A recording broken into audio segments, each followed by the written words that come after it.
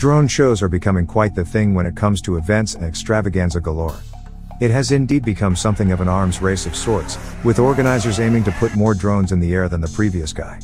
Recently, the record for the most drones in the air to form lighting awesomeness has been broken, and the new king, Genesis, has flown 3,281 drones at the same time to produce some stunning visuals in the night sky. Without any of them crashing and burning, of course. See for yourself.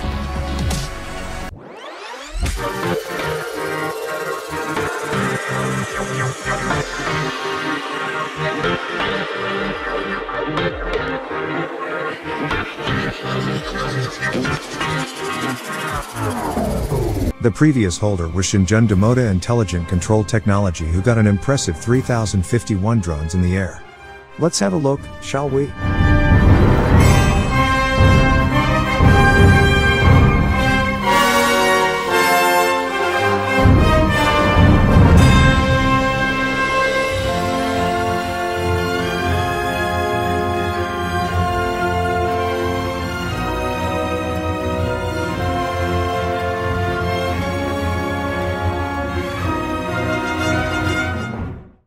Another popular brand, Intel, was able to get just around 2,000 drones up